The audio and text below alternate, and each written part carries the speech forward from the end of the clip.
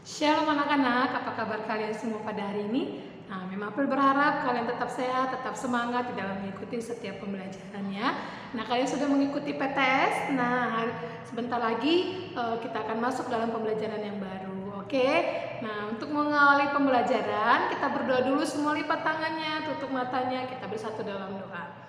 Bapak yang baik, terima kasih kalau pada hari ini kami anak-anak-Mu boleh bangun dengan keadaan tubuh yang sehat. Itu semua karena kasih anugerah-Mu Tuhan.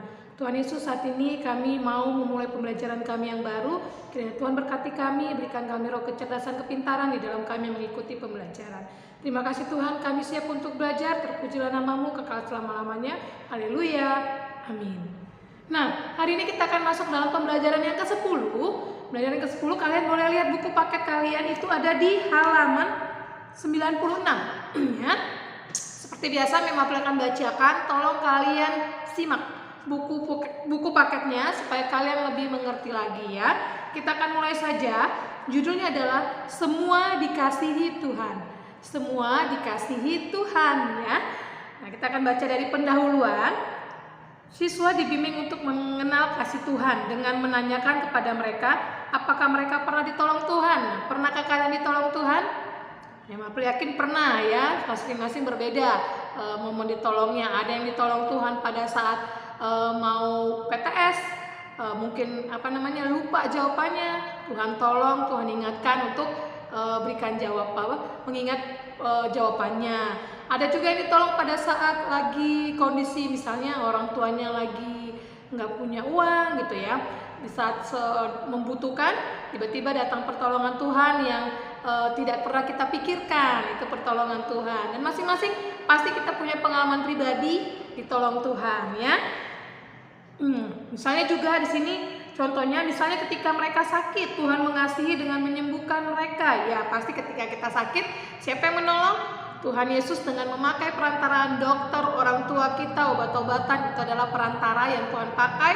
Dan yang menolong kita adalah Tuhan Yesus, yang menyembuhkan kita Tuhan Yesus ya. Nah, sekarang kita akan masuk ke pembelajaran di halaman 96. Kalian buka buku paketnya di materi. Siapa yang tahu lagu Kasih Yesus Indah Oh Indah? Ya, Mem April tahu ya. Kasih Yesus indah indah oh indah. Itu lagunya ya. Lebih indah dari pelangi, lebih indah dari bunga di padang. Itu lagunya ya. Nah, kalau yang rajin sekolah minggu pasti tahu lagu ini ya. Kasih Yesus indah oh indah. Ayo, nanti kalian bisa nyanyikan di rumah. Ada itu di buku paket kalian, ada di halaman 103 ya. Nanti boleh dicari liriknya. Oke. Tuhan Yesus mengajarkan kepada kita untuk mengasihi semua orang tanpa pilih kasih. Entah ia orang kulit putih atau kulit hitam, suku Jawa atau Papua, kaya atau miskin, sakit atau sehat, serta beragama Kristen atau Buddha. Setiap orang pasti memiliki perbedaan, baik dalam bangsa, agama maupun suku budaya ya. Nggak cuma itu, tinggi badan, mungkin perbedaannya bentuk bola mata, ada yang sipit, ada yang belok gitu, kayak mau gede gitu ya. Nah, yang lain-lain segala macamnya, pasti ada perbedaan setiap manusia ya. Oleh karena itu kita harus mengasihi mereka. Mengapa? Karena Tuhan telah mengasihi semua orang. Tuhan menginginkan kita mengikuti teladan yang Tuhan Yesus berikan untuk mengasihi semua ciptaan Tuhan. Kita harus mengasihi semua orang, baik yang dekat dengan kita maupun jauh, yang kita kenal bahkan yang tidak kita kenal. Kita juga membutuhkan mereka. Tuhan Yesus telah mengasihi semua orang, baik laki-laki maupun perempuan, anak-anak maupun orang dewasa, bangsa dan berbagai suku budaya ya. Jadi kita harus mengasihi semua orang ya, tanpa pandang siapa mereka ya. Kasih Tuhan kepada manusia. Kasih Tuhan itu luas dan dalam seperti samudra, bahkan melebihi samudra. Kita tahu bahwa semua orang berdosa. Pada hakikatnya manusia berdosa dan membutuhkan pengasihannya.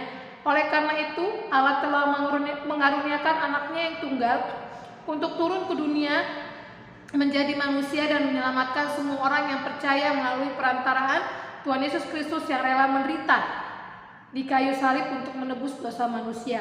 Itulah kasih Tuhan yang terbesar untuk manusia. Di bumi ada orang yang baik dan jahat, namun Tuhan tetap menerbitkan matahari bagi semua orang. Tuhan juga menurunkan hujan bagi semua orang. Seringkali kitalah yang justru pilih kasih terhadap sesama. Pilih kasih berarti memihak salah satu atau berat sebelah. Ini kalian garis bawahi ya. Pilih kasih berarti memihak salah satu atau berat sebelah ya. Misalnya pilih kasih. Misalnya ada teman kita nih, ada dua nih sahabat, dua teman nih. Teman yang satu kaya, teman yang satu nggak kaya gitu ya. Nah, kita mau berteman. Wah, ini temanku kaya nih, bisa traktir. Kita pilih kasih. Padahal kita berteman sama dua-duanya, nggak boleh ya. Kita harus berteman sama siapa saja ya, oke? Nah, seringkali kita hanya mengasihi teman yang baik dan dekat dengan kita. Kita hanya peduli kepada sahabat kita. Kita hanya mau berteman dengan orang yang kita anggap hebat. Sikap ini tentu telah tidak membangun kerukunan, baik dalam keluarga maupun sesama. Hal yang harus kita lakukan adalah berteman dan mengasihi siapa saja, karena Tuhan terlebih dahulu mengasihi kita. Jadi ingat, kalau kita membeda-bedakan orang lain, kita lihat Tuhan terlebih dahulu mengasihi kita, jadi kita harus mengasihi semua orang ya. Yang kedua, kita akan belajar tentang kasih manusia kepada sesama. Kalau tadi kasih Tuhan kepada sesama, sekarang kasih manusia terhadap sesama. Ya, Tuhan Yesus mengajar umatnya untuk saling mengasihi. Kita mengasihi sesama karena Tuhan Yesus lebih dulu mengasihi kita. Ketika kita mengasihi Allah, hal ini harus kita buktikan melalui kesetiaan kita kepada Allah dan kasih kita terhadap sesama. Siapa yang bisa menyebutkan contoh-contoh yang dapat dilakukan untuk mengasihi sesama, mengasihi Allah? Siapa yang bisa? Cara kita mengasihi Allah.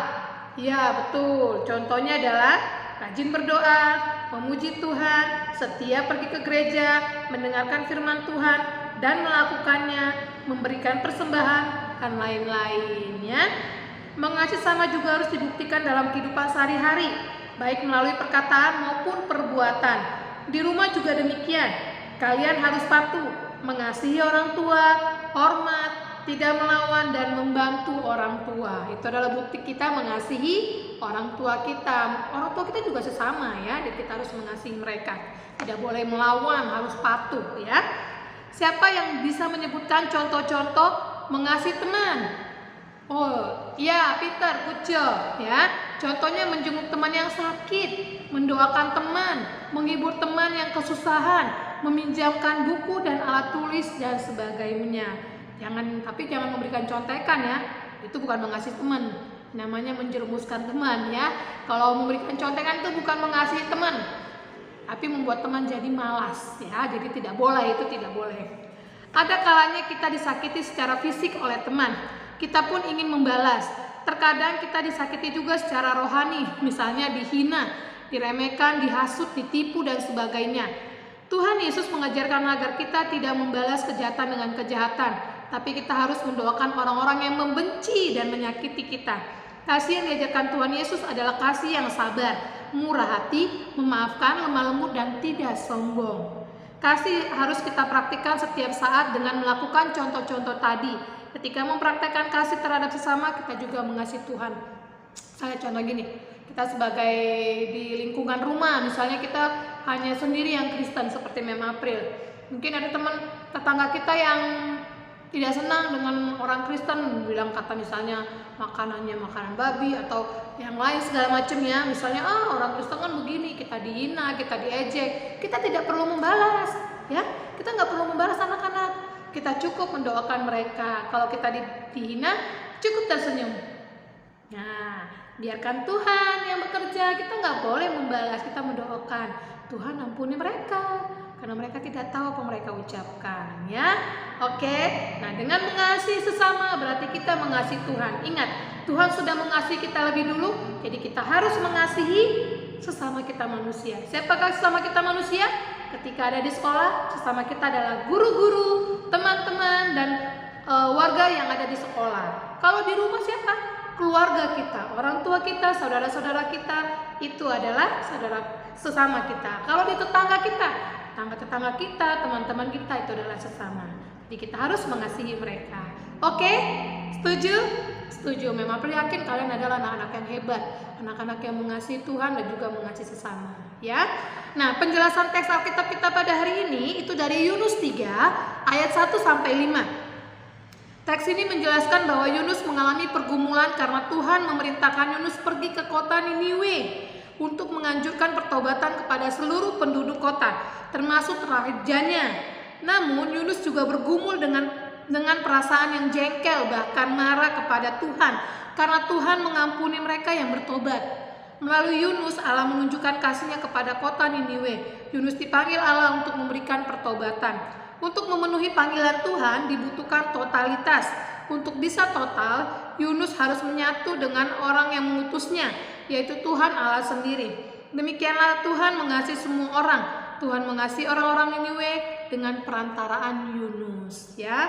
Jadi Yunus diutus Tuhan untuk pergi ke kota Niniwe untuk memberitakan agar mereka boleh bertobat, termasuk rajanya, ya. Tuhan memakai Yunus jadi berkat, ya. Nah, dalam Kisah Para Rasul 10 ayat 34 sampai 36. Teks ini adalah khotbah Petrus yang isinya menceritakan tentang Tuhan Yesus kepada orang-orang bukan Yahudi. Kalimat awal pembukaan Petrus, Allah tidak membedakan orang, di ayat 34, ya. Ini tidak berarti Allah menjalankan dunia sebagai suatu demokrasi atau sekedar menerima pendapat semua orang tentang segala sesuatu atau gaya hidup pilihan setiap orang. Itu artinya tidak ada penghalang etnis, geografis, budaya atau moral dalam cara setiap orang. Siapapun ditawarkan pengampunan dan hidup baru. Itu adalah berita yang jauh lebih besar kuasanya daripada toleransi. Jadi berita yang disampaikan Tuhan Yesus disampaikan oleh Petrus adalah tentang pertobatan, tentang dapat hidup yang kekal gitu ya, dapat pengampunan. Jadi nggak cuma orang Yahudi, bukan, tapi semua orang, bahkan orang non Yahudi pun, bukan Yahudi pun mendapatkan pengampunan dari Tuhan Yesus, ya. Nah, hari ini kita juga akan baca tentang kegiatan 3 di halaman 98. Sini kita akan baca, nanti kan berkaitan dengan tugas yang akan kalian kerjakan, ya. Nah, di halaman 98 kalian perhatikan kegiatan 3. Paulus dan Silas adalah pengikut Kristus. Mereka pergi ke berbagai tempat termasuk Filipi. Mereka mengajarkan bahwa Tuhan mengasihi semua orang. Di Filipi, beberapa orang tidak menyukai mereka. Mereka ditangkap dan dipenjara. Kaki mereka dijepit di antara 2 balok kayu yang dikunci kuat-kuat. Mereka hanya dapat duduk dengan kaki terjulur ke depan. Mereka menderita tetapi tetap percaya kepada Tuhan. Ini mereka Saulus dan Silas, ya. Mereka adalah bersahabat, ya. Pada tengah malam, Paulus dan Silas berdoa dan menyanyi. Tiba-tiba terjadilah gempa bumi yang dahsyat. Banyak pintu penjara terbuka. Balok kayu yang menjepit kaki Paulus dan Silas juga terlepas. Alangkah senangnya mereka dapat berdiri kembali. Namun bagaimana dengan kepala penjara? Ia bingung dan takut. Wah, pintu-pintu penjara terbuka. Tentu semua tahanan lari. Aku pasti dihukum berat, pikirnya. Lebih baik aku bunuh diri saja. Keluhnya putus asa, ya. Ia pun mengeluarkan pedang dan akan bunuh diri.